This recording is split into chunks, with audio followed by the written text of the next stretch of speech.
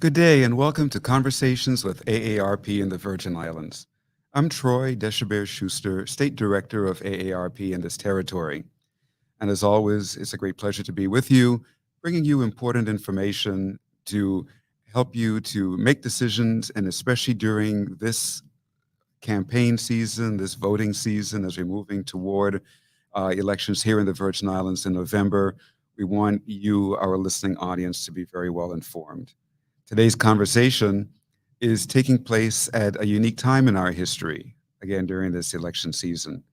For Virgin Islanders, the state of the economy, healthcare, and the novel coronavirus has created an environment that demands tough choices regarding the importance of voting in the 2022 elections. AARP is working to provide information on the voting process, as well as where the candidates stand on issues important to Americans 50 plus and their families, by coordinating and offering support to local partners to assist them in administering safe, secure, and accessible elections. As part of that, AARPVI has organized today's conversation with Kever May Douglas, who is the Deputy Supervisor of Elections in the St. Thomas St. John District of the Virgin Islands election system, to share information on the election process and increasing voter capacity. Welcome, Kever May. Hi, good morning. Thank you for being with us on the show today. It's my pleasure. So, you are the supervisor of elections, right? The Uh, Deputy Dep- Supervisor of Deputy Election, Supervisor of St. Elections, Thomas and St. yes, John District. and St. John District.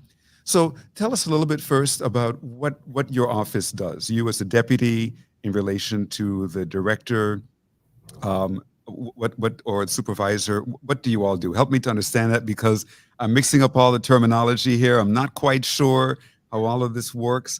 I know it has worked seamlessly for decades here in the Virgin Islands, but Yes. please let us know what you do. So there's so much that can be said. The deputies work hand in hand with the Supervisor of Elections, who is Miss Caroline Fox. But just to taper back a little, we, recently completed the nomination and petition papers process where candidates submitted their petitions and papers and filed to run for office. And it's a tedious process. The deputy supervisors, we are in charge of vetting all of the information that the aspirants submitted to ensure that they are indeed qualified to become a candidate and can run for office. And so that can take 1 to 2 weeks depending on the number of petitions and papers that we received. And so we recently completed that. We had casting of the lots. And so outside of that, we are doing all of the legwork to prepare for uh, early voting, all of the early voting sites throughout the territory, preparing for the primary election and the general election day. This is something that we spend much time on during an off election year. Outside of that, of course, we are open for voter registration. And so there's never really a free time here at the election system. There are lots of policies that we write. We try to perfect and, bring policies to streamline them and modernize them with that of the United States, make things, processes more effective and beneficial to the voters of the territory. Now, you mentioned petitions. So, if somebody wants to run for public office, wants to be elected to public office, they have Yeah. to gather petitions. Yes, they do. That is the process. It begins there. They come in when we are open for picking up those applications, the petitions and papers.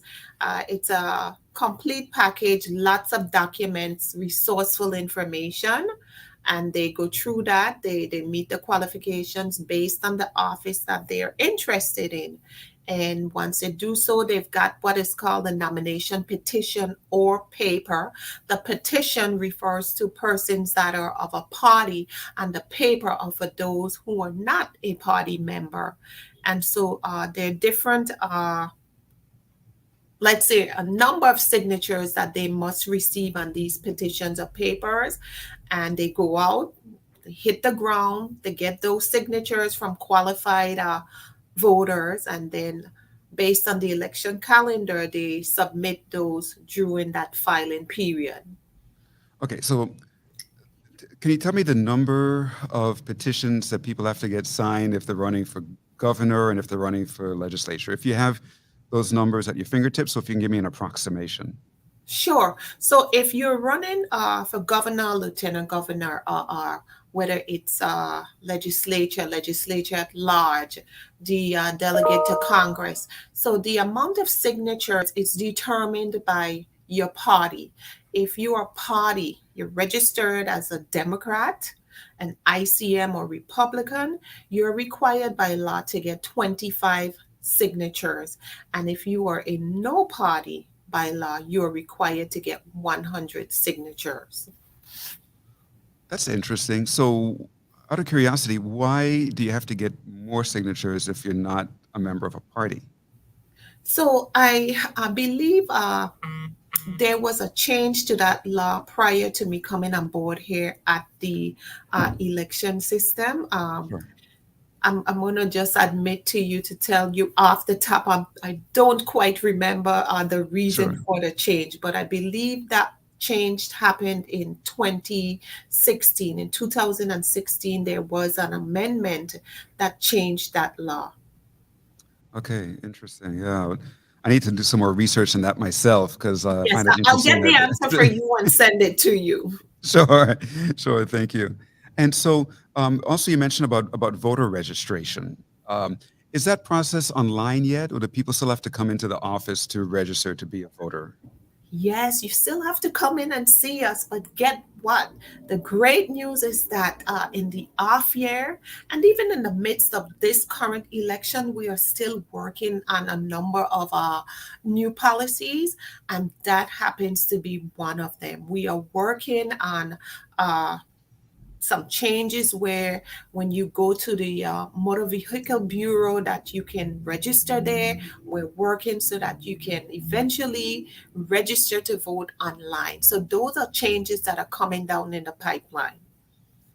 Excellent. I'm glad to hear that because especially in this day and age, everything is online and especially for people who have mobility issues, especially the older population for which we advocate here at AARP for them to uh, drive there or to get a ride there, especially if they're disabled, it becomes so difficult. So I'm happy to hear that you are looking to move to online voter registration. That'll be a great help. Do you think that'll happen before the next election season? Optimistically, I can sit here and say to you, yes, we do believe that is going to happen before the next election year. As we close out the 2022 election season, we already got our work ahead of us, and we know exactly what we're going to be looking at. Like I said, it is something that we are currently working on with the Bureau of Motor Vehicle, with the director, and another agency that they work with. We are working with our counterparts as well, so that when we do institute this policy, that it will benefit all, like you said, the senior citizens, whether those with disabilities. We are going to ensure that the law is tightened and there are no loopholes. Now, one question I've always had in my mind, and you may or may not know the answer to this. I'm sure that the answer was given a long time ago here in the Virgin Islands, but we don't have senators linked to particular sub districts. Like, for instance, we have senators linked to who are elected by the St. Croix district and senators elected by the St. Thomas St. John district, members of the Board of Education, et cetera. But we don't have sub-districting, right? So we don't have senators representing Christiansted and some representing Frederickstead. So when we register to vote and go out to vote, why do we have to vote at the polling place nearest our home? Why can't we just go to any polling place and vote? Do you know the answer to that? I'm sure that that's a long ago answer. I'm glad you asked that question. So, one of the exciting things that we want to announce is that beginning with early voting, you are no longer required to vote based on your physical, your residential address. We have now moved away from polling places to what is called voting centers. And Wow. with the voting centers, no matter your residential address, you can vote at any one of those voting centers. If you live on St. John, um, let me go back. If you work on St. John but you live on St. Thomas, you can visit any one of our voting centers and vote there, and vice versa.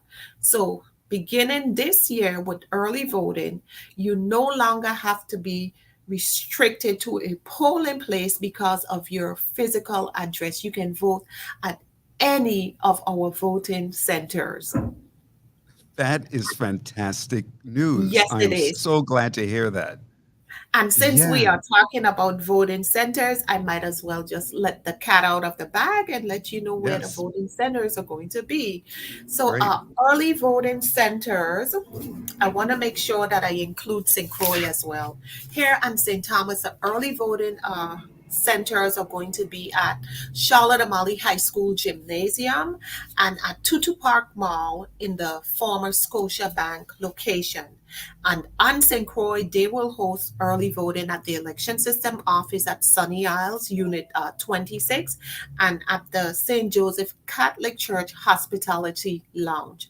On St. John, we'll be at Julia Sprouse School. And so we moved early voting from the St. John office down to Julia Sprouse School, in hope that we can get a larger turnout. Here at St. Thomas, we no longer utilize the offices due to COVID, and then, of course, the limitations with space. We've outgrown the office here in St. Thomas, so that's why we no longer conduct early voting at our office here. Fantastic. And when does early voting begin again? Early voting is going to be July 18th to August 1st. On St. Thomas and St. Croix, the hours are 9 a.m. to 6 p.m. And on St. John, 9 a.m. to 4 p.m. And yes, early voting runs from Saturday through Monday. So we are open for early voting on the weekends. Oh, okay. So, in other words, 7 days a week. Seven Seven. days a week. Okay. Very good. Very good. That makes it really convenient for people to come out and vote. Very Yes. convenient. And so it's a 2 week period. You have no excuses. Register, vote, participate in the process. Well, this is all such excellent news. We hear so many reports on national news networks of how so many states are making it more and more difficult to vote. And there's all kinds of concerns about groups of people being disenfranchised when it comes to exercising their right to vote. But here in the Virgin Islands, we have the opposite issue. Here, you are making it so much easier for everybody to vote, from early voting 7 days a week to being able to vote at any, what do you call a voting station? A voting center. It's no Voting longer a center? polling place, but a voting center. A voting center. Yes, So you could be driving around the island on voting day, and you could just see that this one place has a shorter line and just stop in and vote. absolutely. And that is such a great thing. You can vote anywhere of your choice. Brilliant, brilliant, brilliant. I'm so happy to hear that. And I'm looking forward to be able for online registration. And then nobody has an excuse to not vote, right? Once that part is complete too. Absolutely. And let me just mention that if you want to participate in the primary election, the last day, if you are not registered to vote, the last day to register to be able to vote in the primary election is July 7th. That is the last day to register to vote to participate in the primary election. After that, by law, in preparation for the primary election day, early voting will be closed for a period of 30 days and then reopen 5 days after the primary election. And primary election day is August 6th. August 6th. Okay. Yes. Okay, good information. I hope our listening audience is listening carefully. If you are trying to take down all of this information, but you're listening on the radio or watching us on television, remember this show, it can always be found on WTJX Facebook page, as well as AARP Virgin Islands Facebook page, as well as on WTJX and also AARP Virgin Islands YouTube channel. So you can always go back and look at this show. I know that our Deputy Supervisor of Elections for the St. Thomas St. John District, Ms. Kever May Douglas, is giving a lot of information. And again, if you're listening on the radio or television, it's probably hard to note all of this down, but you can always find us on Facebook and YouTube and look at this program again at any time you choose. Now, tell us, Kever May, about absentee ballots. Around the time or during the time of the pandemic, it became really easy. There was a provision, a no excuse provision, so you didn't have to give any excuse. Anybody can get an absentee ballot. Where are we now with that for this election season? Okay, so that provision that was passed, of course, it's expired, and there is a measure before the legislature that will be a no excuse provision where you don't have to select any of those reasons that are on the current absentee ballot application. And so with that, yes, makes it very easy for anyone to vote by absentee. But I would like to also add that absentee ballots have been very easily accessible. As a matter of fact, if you look at the statistics, in 2018, we had a huge surge in the number of absentee ballots that we received. And as expected in 2020, the year of the pandemic, we saw an increase there also. And so for this election, we look at it, the pandemic, or it's what now, an endemic. Yeah. We still see that we expect a surge in the number of absentee ballots that we will be sending out. Okay, so for clarity then, even though that no excuse provision has expired, let's say somebody has a person at home who is not mobile, who cannot leave the home, they may be bedridden, can't come out to vote. Can their caregiver still come in and get an absentee ballot for them and take it home to them? Yes, absolutely. Those are one of the provisions in which a person can apply for an absentee ballot. There are a number of provisions. For example, a student residing outside of the territory, if you're a member of the armed forces, a spouse or dependent of a member of the armed forces, if you're detained in jail awaiting action by a grand jury or a trial, religious grounds, anyone who has not been outside of the election district for more than 90 days, those are just some of the provisions in which you can have access to an absentee ballot. And all of that information, you can get it from our website. Our website is www.vivote.gov. You can get all up-to-date election-related information there. That is the real source for all true election information. So, in other words, even though the no excuse provision has expired, there's still so many possible excuses that pretty much anybody who needs an absentee ballot can get one. Yes, like I said, there are a number of provisions and on the list in which would make you eligible to receive that absentee ballot. Right. And we are currently accepting absentee ballot applications. And a reminder to the public, if you want the election system to mail that ballot out to you, you must apply. I believe that deadline is July 19th. That is the last day to apply for that absentee ballot if you want that application sent in the mail. Now, if you want to request an absentee ballot application locally, come in and pick it up. You have up until election day. You can come into the offices even on election day and request an absentee ballot. Wonderful. So, again, how does one go about getting this absentee ballot? Can you just repeat that one more time in summary so that our listening audience understands it clearly? Sure. So the absentee ballot applications, you can visit any one of our offices territory wide on St. Croix, St. Thomas, or St. John. There is an application if you wish to physically go to the offices. You complete it, and the staff is going to process that application for you. If you wish to submit that application online, you can visit our website again, www.vivote.gov. On one of the links, there's several links on our website where you can find that absentee application. It is a fillable form, and you can submit it right there at our website. Fantastic. And so, how is voter registration going this year? Is it on par with previous election seasons, or are you seeing more people registering this year or less? What is it looking like from your perspective? Well, recently we've seen an increase in the number of applicants that are coming in within the last 2 months. We've seen an increase.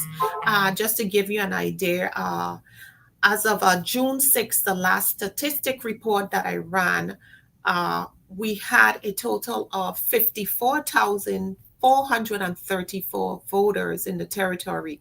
To break it down by district, St. Croix was 26,147, St. John was 2,282, and St. Thomas was 26,005.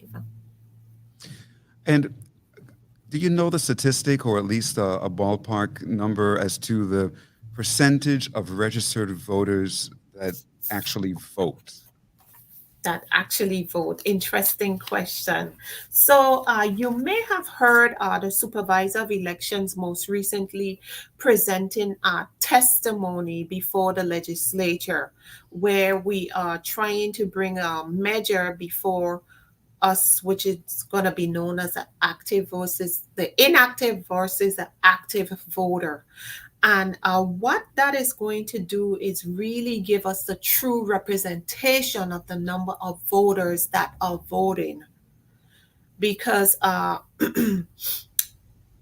for example, and I'm just throwing numbers off the top, out of the 54,434 voters that I just mentioned to you, not all persons who are active voters within these numbers actually turn out to vote.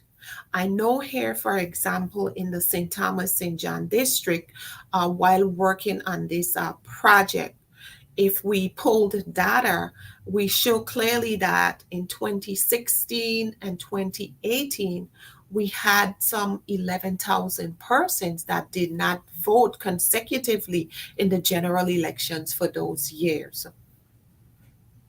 And do you have any idea as to why people are not voting? Do you get any feedback from voters at all? Is it disinterest? Is it that they're out of the territory and just don't want to bother with the absentee ballot? Do you get any feedback at all?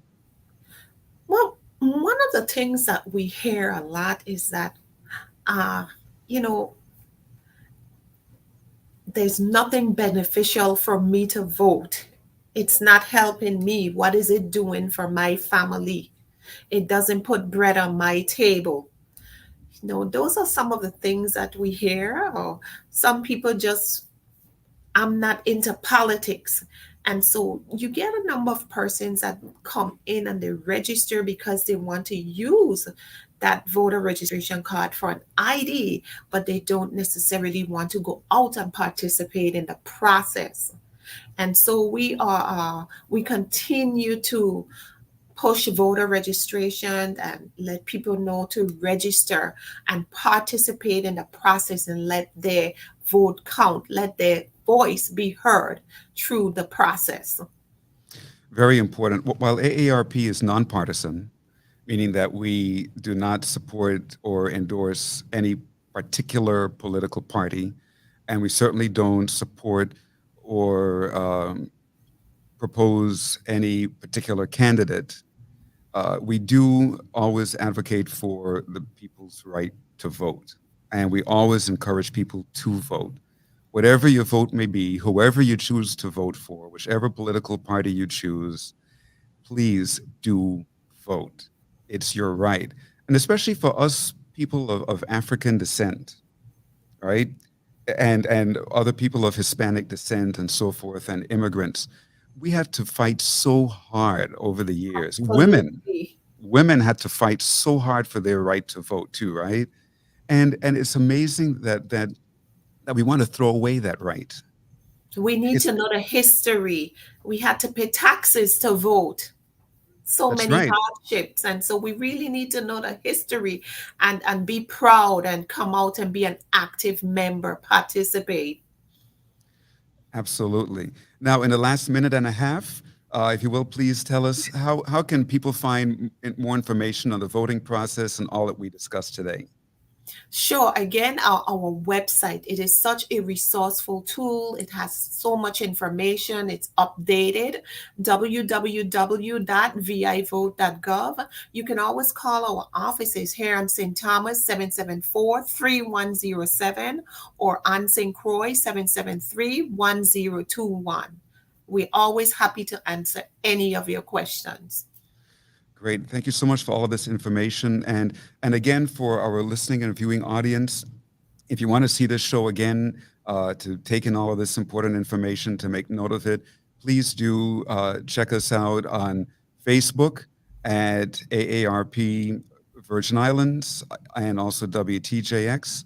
Also, our YouTube channels, WTJX YouTube channel, AARP Virgin Islands YouTube channel, and you can look at this show anytime you choose and make note of all of this important information.